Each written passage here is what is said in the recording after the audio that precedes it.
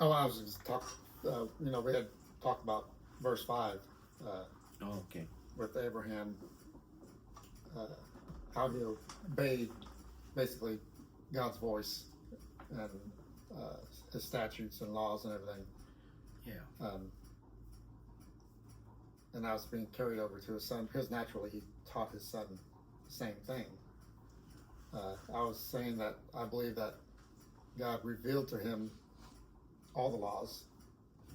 They just weren't written down at that point in time. It wasn't his job, basically, or God would have told him to do it. But I think he knew all the laws. And you were talking about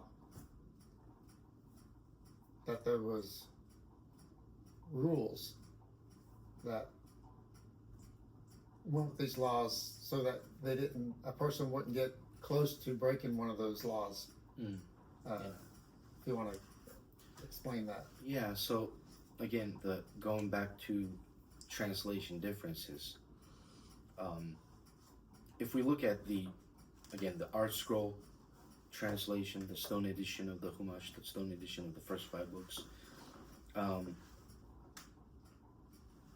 in verse 5, it talks about Abraham observing my safeguards, my commandments, my decrees, and my Torahs, which is, really the same thing as, let's say, the New King James Version, where it says, he kept my charge, my commandments, my statutes, and my laws. But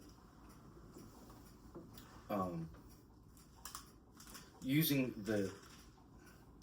this other translation kind of brings out the nuances that doesn't come across that well in traditional Christian translations. So yeah, like the idea is that the safeguards God was talking about were the rabbinical enactments. And you're going to say, but the rabbis didn't exist back then. What are you talking about? Well, Abraham himself was in spirit a rabbi. Shem and Eber, who he would have learned a lot from while he was living in Haran, were in some sense rabbis. Mm-hmm. Because they knew God and they were teachers of God's ways. So there's this concept in Judaism that it's thought of as building a hedge of protection around the law of God. Meaning, if we just say don't do such and such according to God's commandments, somebody might inadvertently, without thinking, transgress and then be a sinner and have trouble. So let's build another ring around the law so that if they keep to that, they won't even come close to breaking the law. Mm-hmm. So the safeguards refer to that, or in the traditional New King James Version, the statutes or my charge. Yeah. My charge are the safeguards, the rabbinical enactments that were mirrored in the teachings of the saints that have gone before the actual rabbinical establishment. Then the commandments are the moral laws and natural laws that anyone, anywhere would know instinctively, like don't murder. Common sense. Right. Or don't steal. Stuff that everybody around the world understands. Then the statutes are, in this translation, the decrees, which are commands that exceed human understanding and human knowledge. Like, why did he say this? I don't know. He did. Don't eat pork. don't eat shellfish. Oy vey. Why? Why? Mhm. It's so delicious.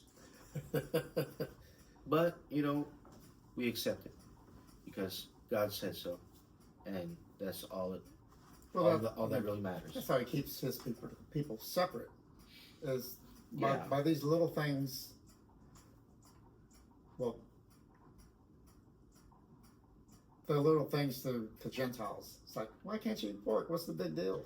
Yeah. Why can't you wear linen and cotton at the same time? What's the big deal? Yeah. It's because God said this is what he wants us to do, keeping us separate. And, if you really want to be my people, then do what I ask you. It's just as simple as that. Yeah, it's the little thing. And as time goes by, we find out more and we realize that, there's actually health benefits to obeying these laws, or other benefits to obeying these laws.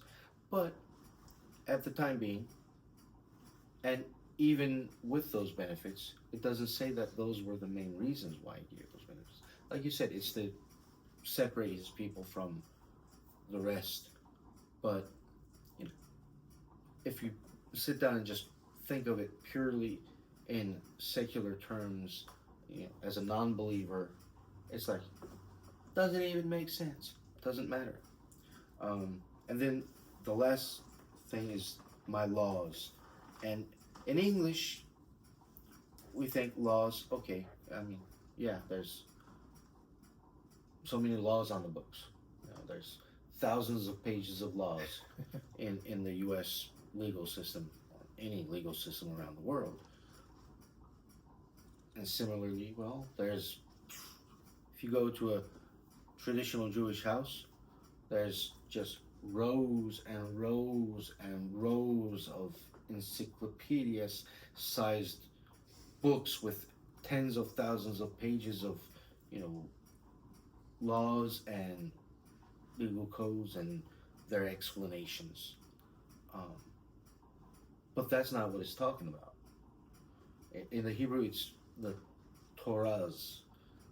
And that, while Torah itself as a word means instruction and is often translated as law, as it is in the New King James Version, in this sense, it actually means the code of law itself. So it's talking about a plurality of sources of law.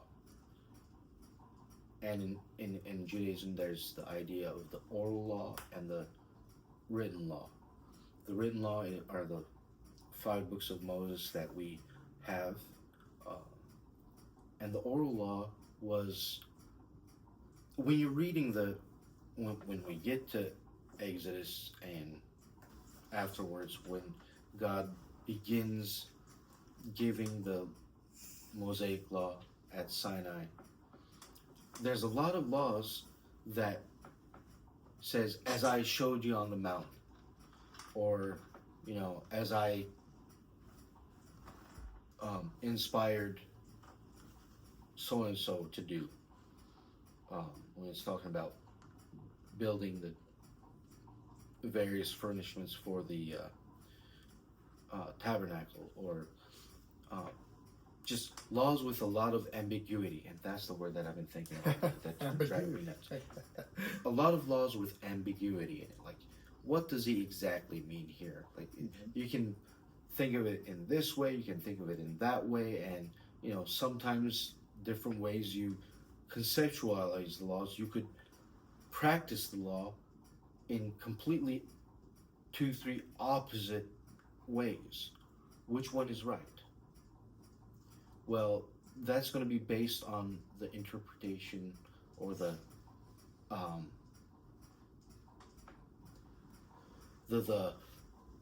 explanation that God gave Moses on Mount Sinai that was never written down.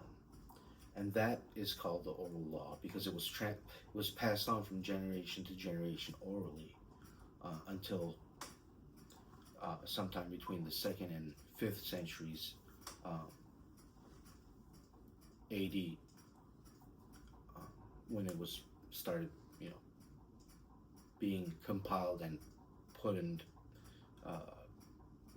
put into ink, put on parchment, and